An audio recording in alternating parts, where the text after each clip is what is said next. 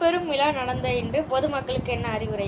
சர்வதேச மனித உரிமை நாளை முன்னிட்டு இன்று முப்பெரும் விழாவை வெகு சிறப்பாக நடத்தி முடித்துள்ளோம். முப்பெரும் விழா என்பது சர்வதேச மனித உரிமை நாள் இயக்கத்தின் 11ஆம் ஆண்டு தொடக்கம் பொதுமக்களுக்கு நலத்திட்டங்கள் வழங்கும் நிகழ்ச்சி மூன்றும் சேர்ந்ததுதான் முப்பெரும் விழா.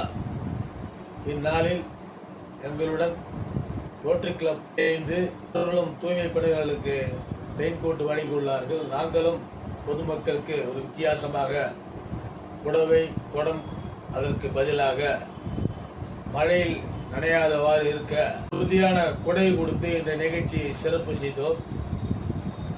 இதில் அதிக பயனாளிகள் கலந்து கொண்டு பயன் அடைந்தார்கள். ஏன் நாங்கள் இலவசம் கொடுக்கிறோம் என்றால் ஒரு வருடமும் மனித உரிமையை பற்றிய விழிப்புணர்வு மக்களிடம் இல்லாமல் போனதுதான் காரணம். அதனால் மனித உரிமை என்றால் என்ன, எப்படி நடந்து கொள்ள வேண்டும், இடங்களில் மனித உரிமை என்று சொன்னாலே மற்றவர்களுக்கு விதமான அச்சம் ஏற்படும் வகையில் மனித உரிமை என்ற வார்த்தை பவர்ஃபுல்லான வார்த்தை. இது போன்ற பரந்த சென்னை மாநகரிலே பல பேருக்கு இது பற்றி தெரியாமல் ஏதோ கட்சியில் நினைத்து கொண்டு யாரும் இதை பெருசாக நினைத்து வருவதில்லை.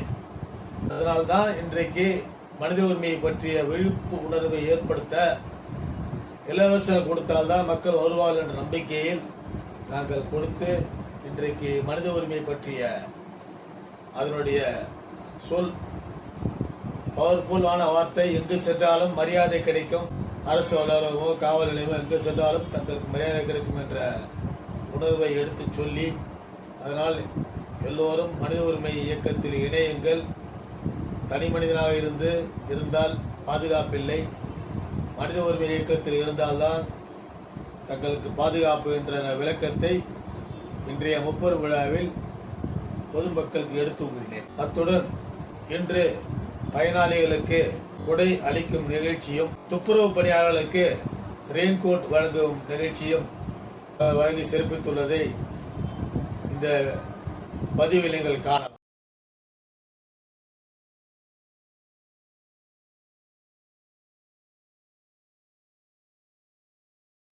மனித உரிமை நாள் குறித்து விளக்கவும். மனித உரிமை நாள் இப்படி தீபாவளி, பொங்கல், சுதந்திர தினம், குடியரசு தினம் இது போன்ற முக்கிய நிகழ்ச்சிகள் வருகின்றதோ, எப்படி தீபாவளி அன்று இந்தியா முழுவதும் சிறப்பாக தீபாவளியை கொண்டாடுகிறார்களோ, பொங்கலை கொண்டாடுகிறார்களோ, அதுபோல் இந்த சர்வதேச மனித உரிமை நாள் டிசம்பர் 10 அன்று உலகமெங்கும் கொண்டாடப்படுகின்றது.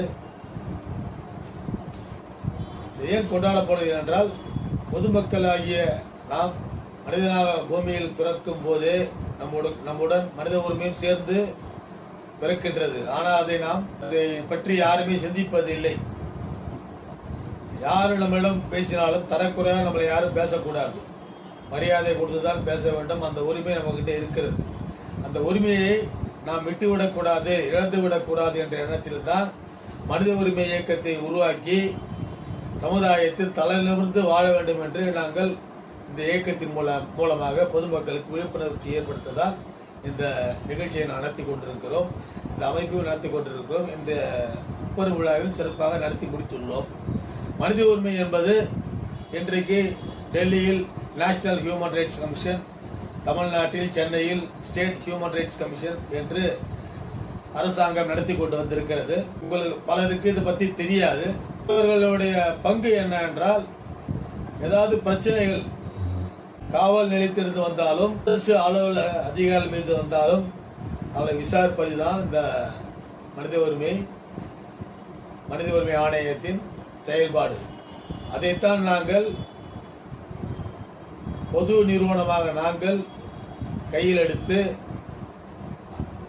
சிறப்பாக செய்து கொண்டு வந்திருக்கோம் என்ற செய்தியை இந்த யூடியூப் நிஷாந்த் டிவி அவர்களுக்கு தெரிவித்துக் கொள்கின்றேன். மனித உரிமை என்பது பேச்சுரிமை, சொத்து உரிமை போன்று பல வகையான மனித உரிமை பிரிவு இருக்கின்றது.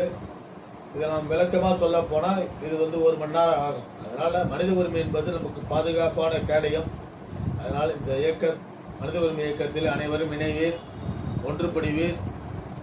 பாதுகாப்பாக இருப்பீர் என்று சொல்லி மனித உரிமை நமது பிறப்புரிமை, மனித புரட்சி, மனித எழுச்சி, மக்கள் புரட்சி என்று கூறிக்கொண்டு இந்த நிகழ்ச்சிக்காக என்னை பேட்டி கண்ட யூடியூப் நிறுவனத்தாருக்கு எனது மாலை வணக்கத்தை கூறி நிறைவு பெறுகிறேன். நன்றி, வணக்கம்.